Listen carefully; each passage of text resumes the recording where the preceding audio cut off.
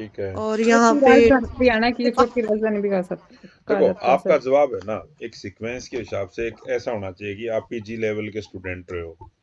आप ये बताइए सर, पंचकुला है वर्तमान में हरियाणा का एक जिला है, और ये 1995 में बना था। हम लोग को बनाते हैं। जो हरियाणा बनने के पश्चात जो एक सबसे डेवलप्ड सिटी की जिसकी हम बात करें हरियाणा का, वो कौन सा है?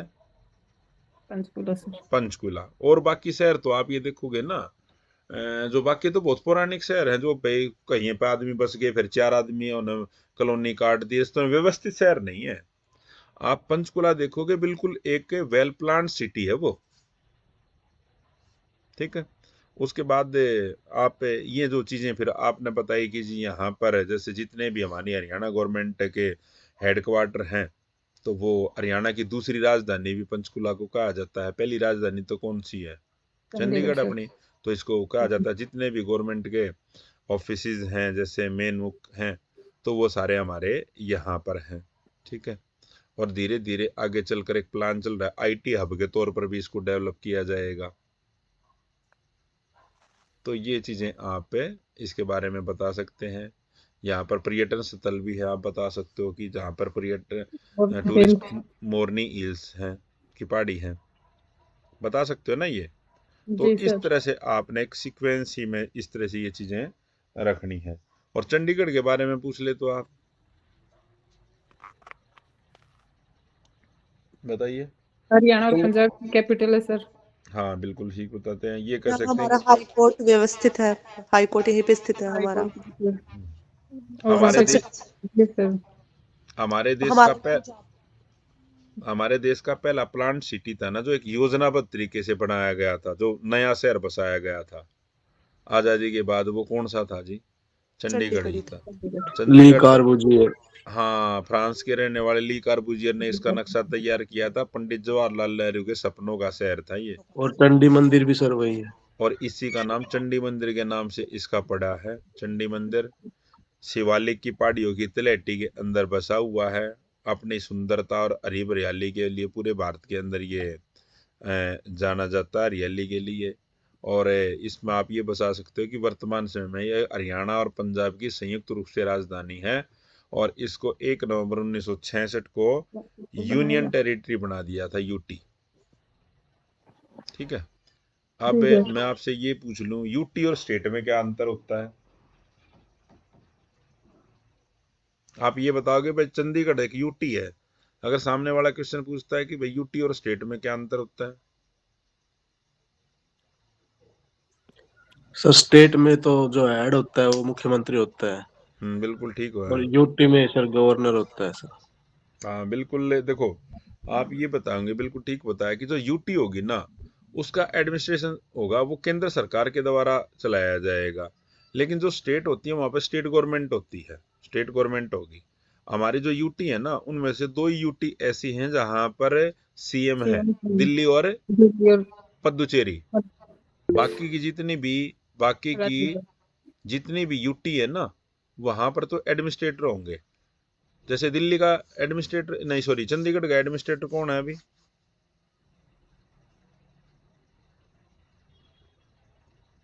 चंडीगढ़ का एडमिनिस्ट्रेटर बताइए।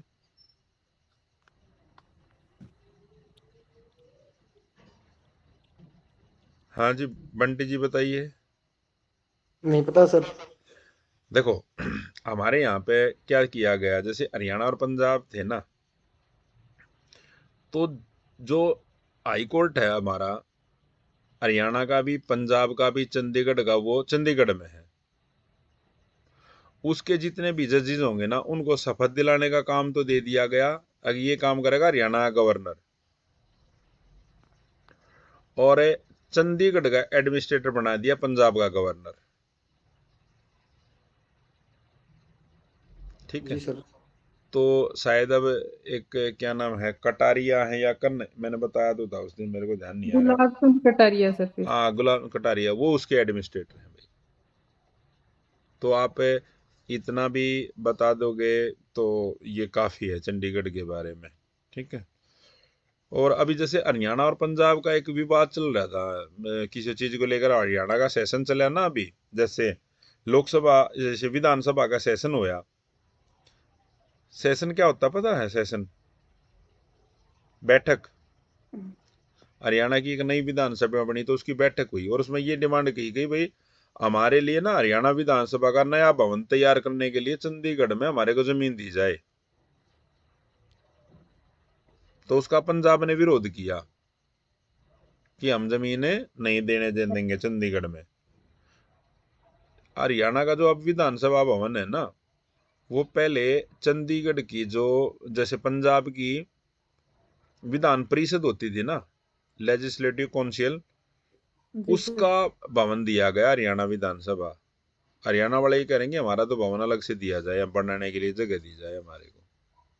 तो इतना पता है ना मैंने, ये बहुत काफी है आप लोगों के लिए। इसमें से 20% भी याद रख लेना, वो भी बहुत है, ठीक है? क्योंकि वहां पर आपको 10-12 इवेंट मिलेंगे, 10 मैक्सिमम 10-12, इससे ज्यादा नहीं मिलेंगे। उसमें सारी चीजें हो जाएंगी। हो सकता है कि ना भी पूछा जाए कोई इस तरह से। अब एक लड़की है अब वाले बैच में, वो शायद रेवाड़ी की है, वो बोली सर मेरे से पीछे सारी हरियाणा जी के से मेरा इंटरव्यू चल गया, सब्जेक्ट के खाली 2 ही 3 पूछे मेरे से। और एक आध बार ऐसा भी होता है कि एक क्वेश्चन भी ना पूछा जाए आपसे। अब जैसे जो पूछे जा रहे हैं ना, मेरी 2-3 लड़कियों से बात हुई थी कल भी, हरियाणा जीके के बहुत कम क्वेश्चन पूछे जा रहे हैं। 1 या 2 लड़कियों ने बताया कि जी हमारे से पूछे गए। ज्यादातर तो साइकोलॉजी, एनईपी और सब्जेक्ट के ये क्वेश्चन पूछे जा रहे हैं, या एक आधा सिचुएशन बेस्ड क्वेश्चन पूछा जा रहा है। उसके बाद आप ये बताइए, जैसे हरियाणा के मुख्यमंत्री कौन होंगे भाई? श्री नायब सिंह सैनी। नायब सिंह सैनी। एक तो नायब सिंह सैनी, श्री लग जरूर बोलोगे आप। फिर वो आपसे नायब सिंह सैनी के बारे में ये पूछेंगे कि ये बताइए जो सीएम कैसे डिसाइड होता है। कई बार ये पूछ लेते हैं कि सीएम कैसे होगा डिसाइड। जिस पार्टी का सर बहुमत होता है 50% प्लस सीट होते हैं उसके बिल्कुल जो ठीक बताया। विधानसभा से होगा सर। जो भी पार्टी आएगी उसका चुनाव होंगे, उसमें या तो एक सिंगल पार्टी या कई बार अलायंस पार्टी, 2-3 कितना भी हो सकता है। मेजोरिटी 50% से ज्यादा होगी ना। 46 चाहिए हमारे हरियाणा में, हमारे यहाँ पर 48 है। तो उसी पार्टी की सरकार आएगी, यानी उसी का सीएम बनेगा। और कई बार ऐसा भी होता है, जैसे अब ये 48 है तो 48 में से मान लीजिए कोई 49वां व्यक्ति भी सीएम बन सकता है। ऐसा हो सकता है? नहीं। यस सर हो सकता है, पर उसको उसको जो होता है उसको 6 महीने के अंदर इलेक्शन जीतना होता है सर किसी बिल्कुल स्टेट में। ठीक है। देखो भाई ऐसा भी हो सकता है कि वो जो दल के है ना, जो जितने विधायक दल ये कह दे कि ये आदमी ए आदमी हमारा नेता है, और वो ए आदमी उन 48 में से ना हो, तो उसको शपथ दिलानी पड़ेगी 6 महीने तक। तो वो के अंदर अंदर उसको या तो एमएलए बनना पड़ेगा, और जिस स्टेट के अंदर विधानसभा भी और विधान परिषद भी है, या तो एमएलए बन जाए या एमएलसी बन जाए। जैसे यूपी के अंदर अब, यूपी में जब योगी आदित्यनाथ सब स्टार्टिंग में सीएम बने, जब तो एमपी थे थे ना एमपी, जी सर। फिर वो एमएलसी बने थे बाद में, एमएलसी। तो ये बेसिक ही चीजें हैं ये। अब ये बताइए लास्ट हरियाणा में कितने जिले हैं? 22 लास्ट वाला कौन सा बना था? चरखी दादरी से दादरी 2016 में किससे अलग होके बना भाई ये? भिवानी भिवानी से। से सर। भिवानी से। और स्टार्टिंग में कितने जिले थे? 7। 7 सर। 7। ठीक है, ठीक है। जिलों के बारे में तो आपको पता है सभी को। विधानसभा के अध्यक्ष कौन है? अभी ये पूछा गया था एक लड़की से अभी, अरविंदर कल्याण सर। अरविंदर कल्याण। और उपाध्यक्ष? रणवीर रण नहीं नहीं सर, है। डॉक्टर पहले थे। मिड्डा। डॉक्टर मिड्डा जी, मिड्डा नहीं है जींदवाल। डॉक्टर किशन मिड्डा। हाँ, डॉक्टर किशन मिड्डा, ठीक है, ये वहां से है। उसके बाद हाँ भी ये पूछा गया था कल एक लड़की से, हरियाणा के साथ जो कितनी स्टेट की बाउंड्री लगती है? 5। 5 स्टेट स्टेट की सर। यूपी। और यूटी की कितनी लगती हैं? दो दो यूटी सर, चंडीगढ़ और दिल्ली। ठीक है। हरियाणा, हरियाणा का जो गुड़गांव शहर है, हाँ जी, गुड़गांव सर। शहर किस चीज के लिए जाना जाता है हरियाणा का? Millennium city sir, IT hub, cyber city. Sheetla Mata का मंदिर है सर यहाँ पे। ठीक है, देखो जी मेन तो हम ये मेट्रो बताएंगे कि सिटी। जो आज मेट्रो हरियाणा सिटी। जो गुड़गांव की जो पहचान है ना, इंटरनेशनल लेवल तक हो चुकी है, क्योंकि एक आईटी हब बन चुका है। और अब आईटी हब तो बन गया, और भी आगे चलकर प्रोजेक्ट चल रहा है इसी के तौर पर 1500 एकड़ में एक नया चीजें डेवलप की जाएंगी इसी तरह से आईटी हब को लेकर। यहाँ पर मल्टीनेशनल कंपनी में बहुत सारे उनके हेड ऑफिस हैं, यहाँ पर आप कॉल सेंटर वगैरह है बहुत सारे, तो ये आप बता सकते हो। उसके बाद हाँ भाई ये बताओ, जैसे क्वेश्चन पूछा गया लड़की से कल, बीएड की फुल फॉर्म बताइए। Bachelor of education. एजुकेशन वहां से पूछा, फिर एजुकेशन क्या है? सर जो हम अपने सीखते हैं उसका आउटपुट बच्चों को या समाज को जो देते हैं हम्म। उसको शिक्षा कहते हैं। देखो हम बच्चों से मत जोड़िए। आप लोग यहाँ पर जब हम शिक्षक बनने जा रहे हैं ना, तो हम ये सोचते हैं कि सारी चीज बच्चों के लिए है। शिक्षा क्या है? आप ये कहते हो कि जी मैं शिक्षित हूँ, आप अध्यापक नहीं हो, आप पुलिस में हो, क्या आप शिक्षित सर नहीं हो गए? अच्छे समाज का निर्माण करना सर, सीख के कुछ चीजों को। देखो शिक्षा क्या होती है? शिक्षा एक व्यक्ति के व्यवहार में सतही परिवर्तन लेके आती है, उसके दृष्टिकोण को बदलती है, चीजों के प्रति एक उसका जो नजरिया होगा ना वो उसको बदलती है। शिक्षा शिक्षा आदमी को इसके अनुसार इस अनुरूप उसमें डाल देती है कि वो हर परिस्थिति के अंदर अपने आप को मॉडिफाई कर ले, चीजों के प्रति उसका दृष्टिकोण अलग होगा, उसकी सोच चीजों को आगे बढ़ाने वाली होगी, तो इस तरह से वो चीजों के प्रति अपनी राय व्यक्त कर सकता है। ठीक है, तो वो व्यक्ति फिर क्या कहलाएंगे? हम उसको शिक्षित कहेंगे। शिक्षा व्यक्ति के अंदर विचार पैदा करती है। ठीक है, तो इस तरह से आपने इसका जवाब देना है भाई। और साक्षर पूछ ले आपसे, शिक्षित और साक्षर में क्या अंतर है? साक्षर तो जिसको नाम भी लिखना आता है तो उसको भी हम साक्षर ही बिल्कुल बोलेंगे। ठीक है, वो तो हो सकता है कि तीसरी चौथी क्लास का ही बच्चा हो, वो तो साक्षर हो सकता है उसको। अब ये बताओ, जैसे ये क्या रीजन है कि हम ये अपने देश में शिक्षित ना बता के ये कहते हैं कि साक्षर है, आंकड़े जो, ये क्या गेम है होता है भाई? जिसको नाम लिखना आ रहा है उन्हीं को भी काउंट किया जाता है सर। नहीं नहीं, फिर ये खाली नाम लिखने तक ही क्यों सीमित रख रखे हमने? इसके पीछे कारण क्या है?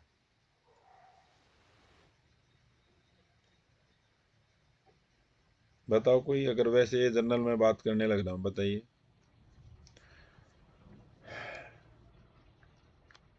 देखो भाई, हमारे को अपने आप को ना विश्व मंच पे खड़ा करना होता है, और वहां पर हमारे को डाटा पेश करने होते हैं कि हमारे देश के अंदर शिक्षा का स्तर धीरे धीरे बढ़ रहा है। और उसी के हिसाब से फिर हमारे को यूएनओ से या वर्ल्ड बैंक से जो ग्रांट मिलती है ना, ठीक है, तो वो इस कारण से मिलती है। ठीक है, अब जैसे आप ये देखोगे 2500 वैकेंसी कॉलेज कैडर की आई हुई है ना अभी। जी सर। कॉलेजों में चले जाइए आप, सरकारी कॉलेजों में ना तो बिल्डिंग है, कोई स्कूलों की बिल्डिंग में जैसे सोनीपत के अंदर है गवर्नमेंट का लड़कियों का सरकारी कॉलेज है जो, वो मुरथलाडा स्कूल है उसमें चला हुआ है, पीछे बिल्डिंग नहीं है और वो नहीं है, और फिर भी हम क्या करने भर्ती करने लग रहे हैं। कॉलेजों में जैसे बच्चे नहीं है, वहां पे आप देखोगे ना, जैसे सरकारी स्कूल कॉलेजों के जो टीचर है ना, प्रोफेसर, जैसे प्राइवेट स्कूल के टीचर घूमते हैं ना कि हमारे यहाँ पे एडमिशन करा दो, एडमिशन करा दो। हाँ जी सर। एडमिशन के टाइम पे ऐसे घूमते हैं। तो ये फिर क्या रीजन हो रहा है कि भाई इतनी इसमें वैकेंसी निकलने लग रही है? ये सारा वर्ल्ड बैंक की तरफ से पैसा आया हुआ है कि आप फीमेल एजुकेशन को आगे बढ़ाइए, हम आपको पैसे देंगे। ये वहां से पैसे लेकर, ये मेरा एक साथी कॉलेज कैडर में लगा हुआ है, मैं उससे एक दिन ये पूछ रहा था, मैं इतनी वैकेंसी, ये क्या चीजें चल रही है, बिल्डिंग है नहीं, सारी चीजें। उसने बताया कि भाई ये वर्ल्ड गवर्नमेंट की है, प्लान है 2030 तक है ना, और इस तरह की और भी बहुत सारे जो ग्रांट हैं, जिसके हमने फीमेल एजुकेशन को ये दिखाना है कि हमने अपने देश के अंदर फीमेल एजुकेशन को ये बढ़ाया है इस तरह से। ठीक है। चलो आप ये बताइए, मैं आपसे पूछूं, एक बेहतर अध्यापक कौन होता है?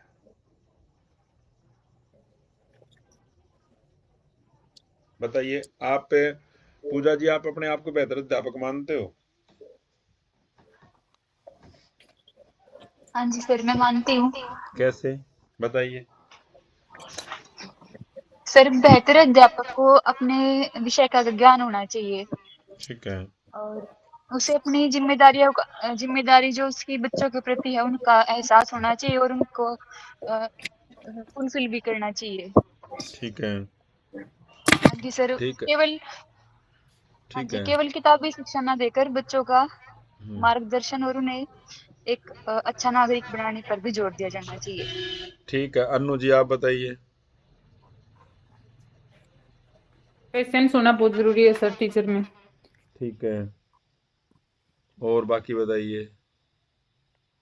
और एक हार्ड अच्छा वर्क, ठीक है। प्रॉब्लम सॉल्विंग सर, ठीक बच्चों के है। Time to time problem solve sir. ठीक है। और बताइए कोई बाकी। अच्छा अध्यापक को सर विषय का ज्ञान होना होना चाहिए, साथ में सामाजिक ज्ञान भी होना चाहिए।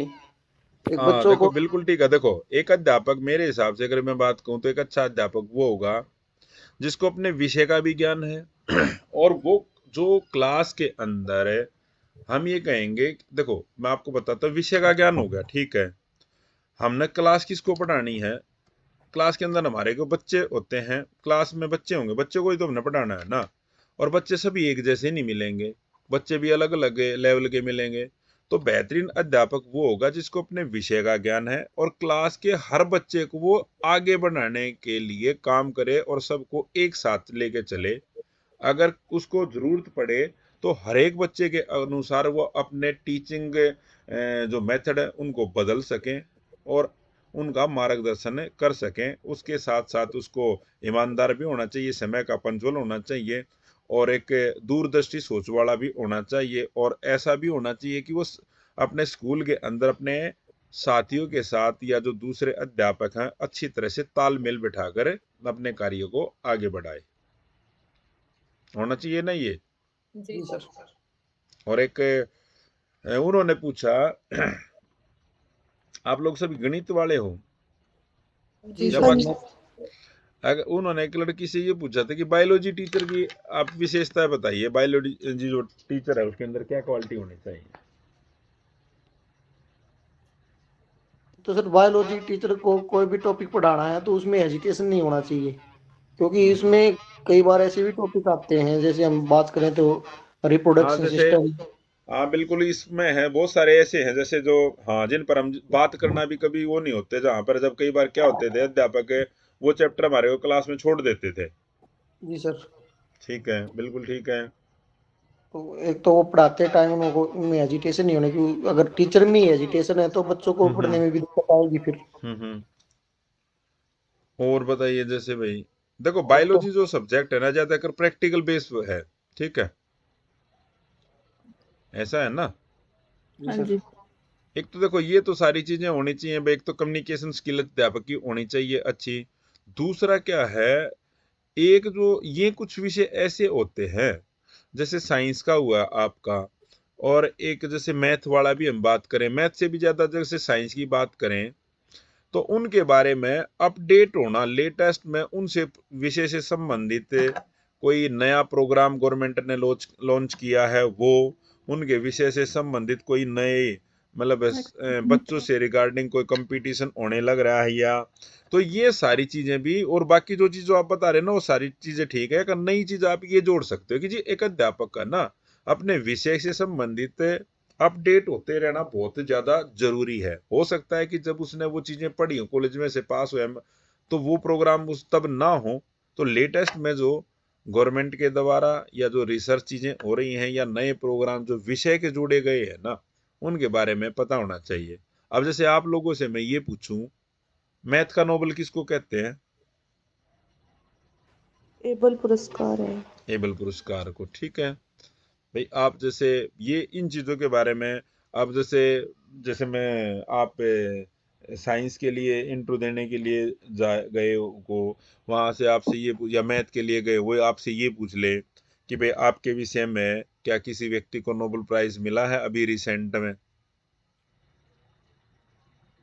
या एबेल पुरस्कार के बारे में ये आपसे पूछ ले, उसके बारे में पूछ ले कि भाई रिसेंट में ये किसको दिया गया है। तो इस तरह से हम ये कह सकते कि अध्यापक का ना अपने विषय से संबंधित अपडेट होना भी बहुत ज्यादा जरूरी है। और अपडेट करने के लिए तो गवर्नमेंट प्लान, ये जैसे हमारे टीचिंग लर्निंग जो प्रोसेस है, इन सर्विस प्रोग्राम भी तो चलते हैं, हमारे को ट्रेनिंग भी तो देते हैं। बिल्कुल सर, माइक्रो वगैरह और ये चीजें।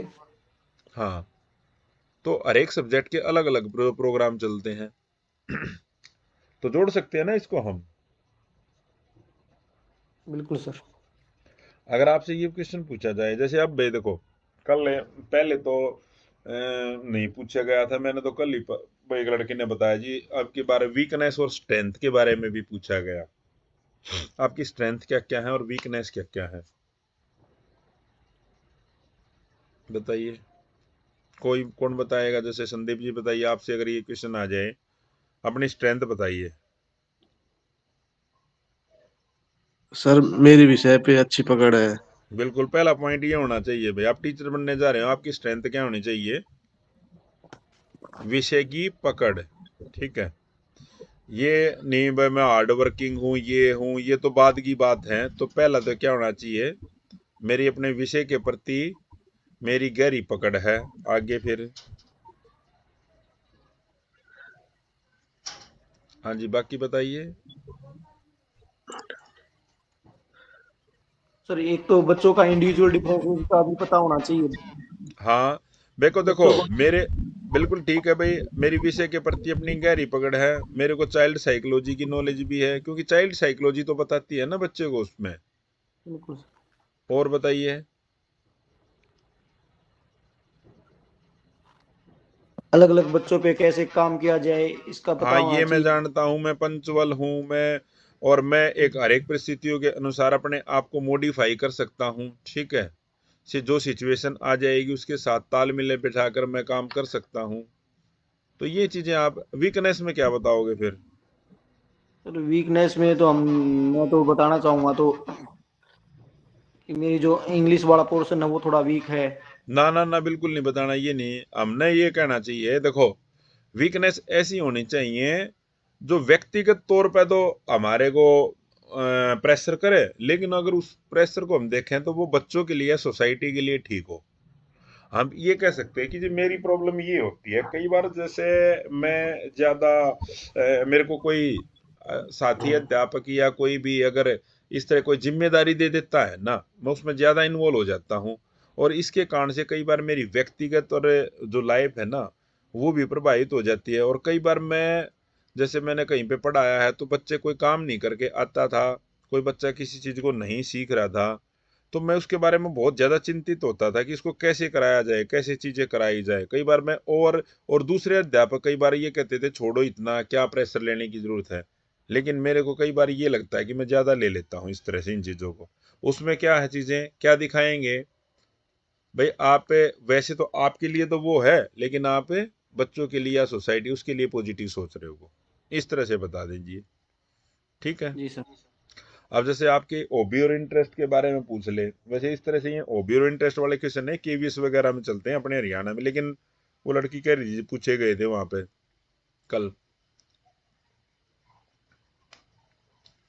हाँ जी, बताइए। तो बुक रीडिंग बता सकते हैं। हाँ, फिर बुक रीडिंग आप पूछेंगे, लेटेस्ट में, लेटेस्ट आपने कौन सी बुक पढ़ी है, कौन से ऑथर थे, इसके बारे में क्या मैसेज देती है वो, उसके बारे में फिर आपको पता होना चाहिए। बिल्कुल। ठीक है, बताइए भाई, हॉबी और इंटरेस्ट में क्या अंतर होता है, पहले ये बता दीजिए। पूजा जी बताइए। सर हॉबी वो होती है जो हम डे टू डे लाइफ में करना पसंद करते हैं, और इंटरेस्ट वो चीजें हैं जो हमें हमें पसंद है, लेकिन वो जरूरी नहीं है कि हम डे टू डे लाइफ में करें। हॉबी में तो मैं उसके लिए पर्सनल टाइम निकालूंगा, आज मेरे को आधा घंटा से निकालना ही निकालना, मेरी हॉबी है ये। हाँ और जी सर। इंटरेस्ट में तो आज मिल गया कल मिल गया टाइम, चलो भाई इस तरह से देख लेते हैं, वो होता है इंटरेस्ट। ठीक है, जी सर। चलो यहाँ पे देखो जो भी चीजें बताओ ना, जैसे कुछ बच्चे ये कहते हैं कि जैसे मेरे को भाई डांस पसंद है, वो आपसे डांस नहीं होकर वो देखेंगे, आप ये पूछ लेंगे जी हरियाणा के डांस कौन कौन से हैं, उनको सारे को नहीं पता आके। वो ऐसा कभी नहीं होता कि वो आप ये सोचेंगे कि मैं हरियाणा एक लड़का आएगा और मेरे से वो डांस बताएगा अपनी इंटरेस्ट या हॉबी और फिर मैं उससे रिगार्डिंग ये क्वेश्चन पूछूंगा, ऐसा नहीं। वो जनरल होते हैं, जनरल क्वेश्चन होते हैं कि चलो भाई बता दीजिए आप। वहां पर वो लिख के नहीं लेके आए हैं। हाँ, इतनी तो कॉमन वो आदमी सामने बैठा है जो उसका अनुभव है जिंदगी का, या उसमें उसको दो तीन उनके बारे में वैसे पता होगा, ठीक है। तो वहां पे आपके पास होने चाहिए बताने के लिए। जैसे मैं आपको हरियाणा के आप डांस की बात करें तो कौन कौन से हैं डांस? तीज नृत्य सर, फाग नृत्य, तीज झूमर नृत्य है, फाग नृत्य है, हमारा एक झूमर नृत्य, हाँ घूमर है, घूमर है, लूर है, धमाल है। हाँ धमाल धमाल धमाल। है, रासलीला है, ठीक है। तो ये इस तरह से आप बता सकते हो। उसके बाद जैसे नेशनल, ये जैसे भाई मैथमेटिक्स डे है, ये हम क्यों सेलिब्रेट करते हैं? रामानुजन के जन्मदिन पर जो श्रीनिवास रामानुजन रामानुजन, कब सेलिब्रेट करते हैं इसको हम? मेरे को याद नहीं है तो सर। 22 दिसंबर को। ठीक है रामानुजन के बारे में आपको एक चीज पता है? रामानुजन ये कहते थे, फिल्म देखी आपने उनकी वो? हाँ जी सर। वो क्या कहते थे उसको, ये जो पेपर लिखते थे, जो हल करते थे, वो क्या बताते थे? उनसे कोई ये पूछता था कि ये रिजल्ट कैसे सोल्व हुआ, क्या बताते थे वो फिर?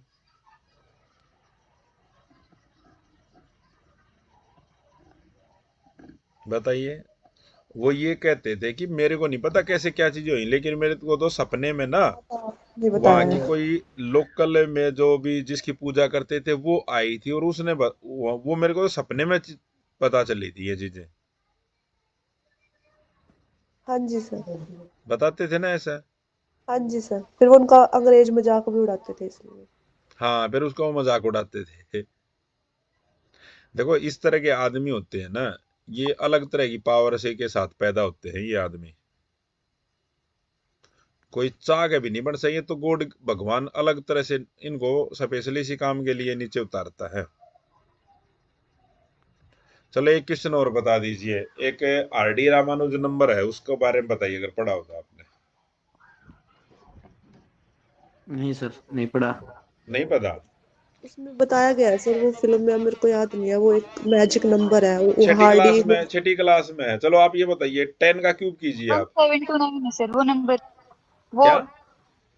12 का क्यूब? 1729 पर है सर। वो दो क्यूब्स के सब में लिखा जा सकता है। दो 1 नंबर्स के क्यूब है। 1729।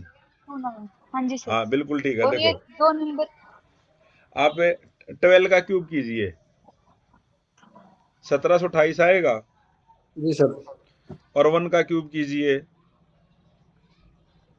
वही आ गया सर। 1 आएगा ना, तो इन दोनों को जोड़ेंगे 1729 आएगा। दो नंबर का स्केयर कर लिया, क्यूब कर लिया और उनको जोड़ लिया। एक और बताइए, जैसे 10 है, 10 का क्यूब कीजिए, 1000 आएगा। और उसके साथ 9 का क्यूब क्या आएगा? 729। 729 आएगा ना। इनको जोड़ लिए तब भी कितना आएगा? 729। तो और कोई भी नंबर नहीं है जिसको हम इस तरह से लिख सकते हैं।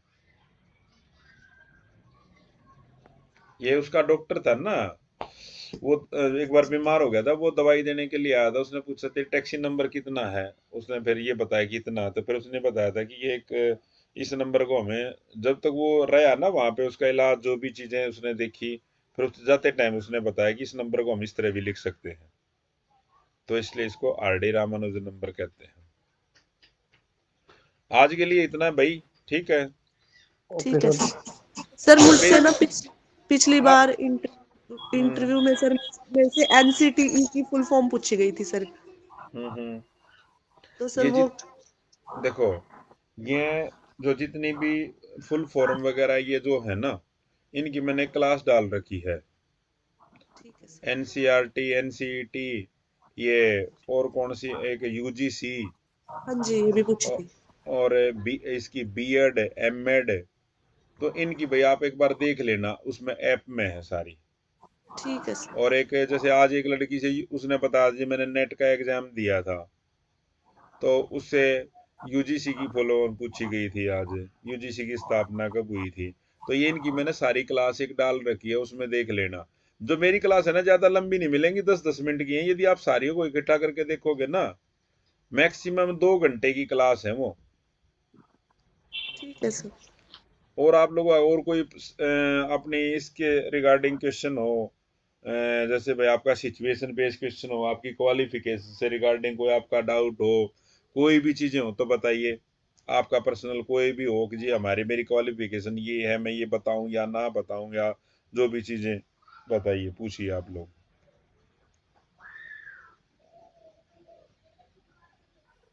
या फिर कल पूछ लेना आप में कोई डाउट हो तो। सर एक बार इंट्रोडक्शन कैसे क्या देना है ये बता दो, क्योंकि वो इंट्रोडक्शन जैसे एक लड़की थी आज, वो आई थी इवनिंग में थी, आप आए थे पूजा जी, आप आए थे? हाँ जी सर, मैं आई थी। तो आज आपने जो इंट्रोडक्शन दिया था एक बार बताना, दोबारा वही देना। I have completed my graduation from Deenbandhu Choturam University and my post graduation and my B.Ed from D-Trust. After that, I have prepared for NET, but देखो later I वो ये नहीं पूछना चाह रहे कि आपने क्या क्या की तैयारी करी, कुछ नहीं। इंट्रोडक्शन में क्या होता है कि आप अब क्या हो, ये होता है भाई, ठीक है। हमेशा पीछे मान लो किसी ने कोई अब एसएससी का एग्जाम दिया तो आप ये थोड़ी बताओगे कि मैंने एसएससी का एग्जाम दिया था, मैंने ग्राम सचिव का दिया था, मैंने सीईटी, ये कुछ नहीं। यहाँ पे आपने खाली 2 तरह के क्वेश्चन पूछे जाएंगे, आप क्या करते हो, आपकी क्वालिफिकेशन क्या है। सबसे पहले जो क्वेश्चन है यही शुरू होंगे, दोनों में से एक आएगा आपके पर। आप क्या करते हो अभी, आपकी क्वालिफिकेशन क्या है, इन दोनों में से पहला क्वेश्चन आएगा। एक मतलब एक दोनों में से एक क्वेश्चन होगा। हमने अपने इस तरह से बताना है कि श्रीमान सर, मैंने अपनी जो 10th क्लास है इसी ईयर में पास की, उसके बाद मैंने 12th अपनी इसी में पास की, उसके बाद मैंने जो ग्रेजुएशन की अपनी यहाँ से पास की, उसके बाद एमएससी आपने की है, बीएड की है, वो यहीं तक यही चीजें बतानी है आपने, ना परसेंटेज बतानी, कुछ नहीं बताना। सर मैंने ना 2019 में मैंने बीआरपी की पोस्ट ज्वाइन करी थी सर, और अब मैंने 2024 में सर ग्राम सचिव की ज्वाइन करी है। तो मैं बताऊं भी मैंने ऐसे जॉब चेंज करी है। देखो मैडम, आप बीआरपी पे ये बताओ, जैसे आपने बीआरपी कै साल काम किया, ब्लॉक रिसर्च पर्सन के तौर पर काम किया आपने? 5 साल किया सर। 5 साल किया। तो अब उनके सारी चीजों के बारे में पता है आपने? हाँ जी सर, अभी पता है। मतलब 1 मंथ पहले ही छोड़ी है। अगर वहां के बारे में पता है तो सारा इंट्रो आपका जनरल, आपसे और कोई भी क्वेश्चन नहीं किया जाएगा, सारा उन्हीं के बेस पे चलेगा। हाँ जी सर, अभी छोड़ी है मैंने, 1 मंथ ही हुआ है। आपसे एनईपी का चलेगा, हाँ जी सर। आपसे इसमें ये ड्रॉप आउट से रिलेटेड जो डाटा ये भी करते हो ना आप लोग, हाँ जी सर। तो इनसे चलेगा। तो ये चीजें आप फिर इनके रिगार्डिंग जो भी चीजें हैं ना, ये देख लेना, इनसे पूछे जाएंगे उनके। हाँ, मैं एक चीज बताता हूँ, मैं फिर वही चीजें कह रहा हूँ, उनके पास कोई ये डाटा नहीं है कि मेरे पास यहाँ पे ब्लॉक रिसर्च पर्सन कोई इंटरव्यू देने के लिए आएगा और मैंने उससे ये क्वेश्चन करने हैं, वो नहीं। वो जो जनरल क्वेश्चन है ना, जैसे एनईपी वाला है, ये तो जनरल वाला है, ड्रॉप आउट वाला है, ये जनरल क्वेश्चन, जो जनरल चीजें हैं, आरटीई जनरल है, ठीक है। तो फिर आपसे ये क्वेश्चन पूछे जाएंगे, सर आप पिछली बता बार, देना। हाँ क्या? जी, पिछली बार सर मैं मैथ के इंटरव्यू में गई थी, तो मैंने बताया था कि भी मैं बीआरपी काम कर रही हूँ। तो उन्होंने कहा कि एकेडमिक है या नॉन एकेडमिक। तो सर वैसे तो नॉन एकेडमिक ही होता है। फिर उन्होंने इससे रिलेटेड कुछ क्वेश्चन नहीं पूछा। आगे और नहीं पूछा? नहीं सर, बस ठीक फिर है। एनसीटीई के बारे में पूछा था कि एनसीटी की फुल फॉर्म क्या है, यूजीसी की फुल फॉर्म क्या है, बीएड कितने साल की करी है आपने, 2 साल की बेटर है या 1 साल की बेटर है, इसे क्वेश्चन। हाँ, फिर फिर आपने मैथ, क्या बताया बीएड की 2 साल की, उसमें क्या बताया? सर यही बताया था कि भी 2 साल में ज्यादा टीचिंग प्रैक्टिस का टाइम मिलता है और 1 साल में भी इतना टाइम नहीं मिलता, इसे। फिर वो बोले थे कि ज्यादातर लोग भी वैसे ही नॉन अटेंडिंग करते नॉन हैं आप। अटेंडिंग है ये बीएड वाला, मैं यही तो कहने लग रहा, अब भी पूछ रहे हैं वो, हाँ जी। अब भी पूछ रहे हैं सबसे, क्योंकि सबको पता है जब से प्राइवेट कॉलेजेस हुए हैं ना, तो उन्होंने मेरे को ये पूछा कि आपने बीएड कॉलेज में गए, वहाँ एनसीटीई लिखा होता है, उसका मतलब क्या है? हाँ। तो अब तो याद ही नहीं था सर उस टाइम तो भी क्या मतलब था। या फिर यो अब ये पूछ रहे थे टीचिंग करी है तो प्राइवेट स्कूल में की या गवर्नमेंट में की, या फिर ये पूछ लेते हैं लेसन प्लान के बारे में बताइए, माइक्रो टीचिंग के बारे में बताइए, मैक्रो टीचिंग के बारे में बताइए। ठीक है। हाँ जी। अब देखो मैं बताता हूँ, रियल में अब कोई नहीं जाता बीएड में। जब से ये प्राइवेट कॉलेज को दिए गए ना, तो तभी तो मैं एक वो बीएड के सब्जेक्ट पूछते हैं। तो बीएड की जो भी चीजें हैं ना, आप इनको अच्छी तरह से करके जाना भैया आप लोग। सर ऐसा तो नहीं हुआ कि जैसे हम बता रहे हैं और फिर कुछ ऐसा पूछ लीजिए जो हमें ना पता हो, तो फिर वो कहें कि आप मतलब ऐसा कह रहे हो? मैडम आप एक चीज बताओ, आप ऐसा आप कैसा क्वेश्चन करते हैं ना पूछ, अब वो हो सकता है कि ना भी पता हो उनका क्वेश्चन इस तरह से हो, लेकिन आप एक चीज बताइए, आपने बीएड की है, मेन सबसे पहले जो आदमी बीएड करता है उसको अपने सब्जेक्ट के बारे में तो पता होगा। हाँ जी सर। आपकी डीएमसी में लिखे आते हैं सारे सब्जेक्ट। एक बोली लड़की कह रही, सर मेरे को कैसा पता चलेगा कि मेरे पास सब्जेक्ट कौन कौन से थे? हाँ मैडम आपने बीएड की है, वहाँ उसकी वो निकालो, उसमें लिख तो रखे कितने कितने नंबर आए, कौन से पेपर दिए थे आपने।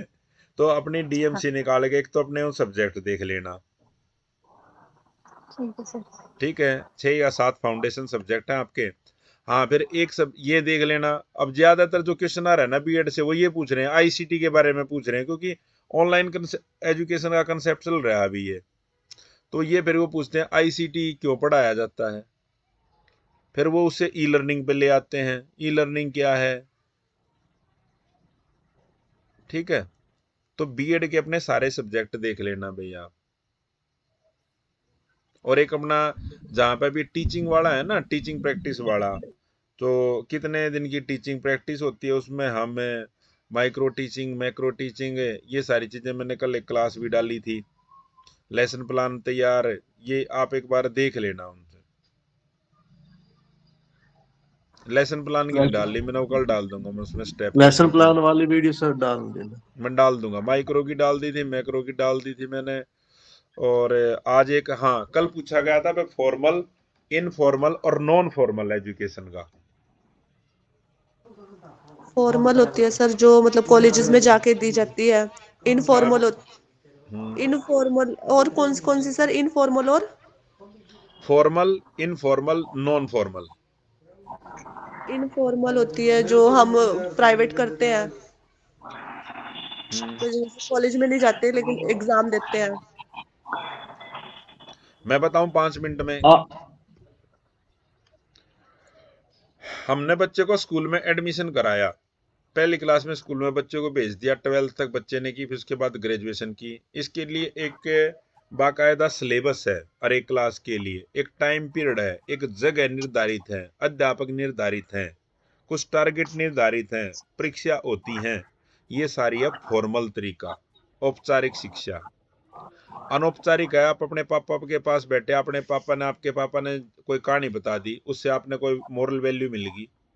आप सोसाइटी में अपने दोस्त के पास गए, उसने कोई चीजें बताई, यानी समाज के लोगों के बीच में रहते हुए हम जो चीजें सीखते हैं वो सारी इनफॉर्मल वे है। उसके लिए ना तो कोई सिलेबस निर्धारित होता, ना कोई उसके लिए कोई समय निर्धारित होता, ना उसकी कोई परीक्षा होती।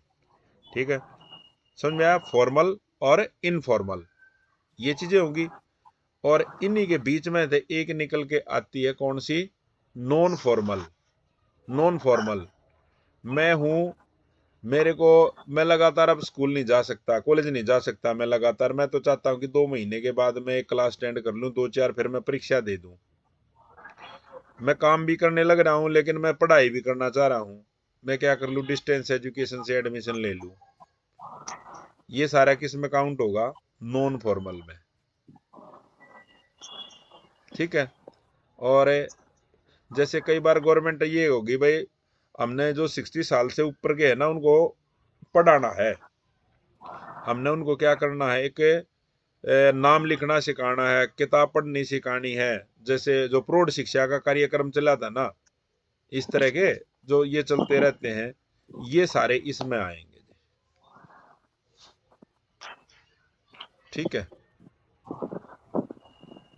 जी तो सर। आज के लिए इतना ही भाई।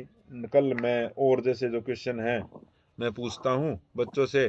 अभी आज 4 के करीब बच्चे गए हुए हैं देने, तो उनसे मैं फिर पूछ के कल बताऊंगा। कल आप लोगों के मॉक इंटरव्यू रखेंगे, ठीक है? ठीक कल है सब सर। ठीक है, ओके। बेस्ट ऑफ लक आप सभी को भाई, और बढ़िया ओके सर, तैयारी करो आप लोग, गुड। ठीक है बेटा।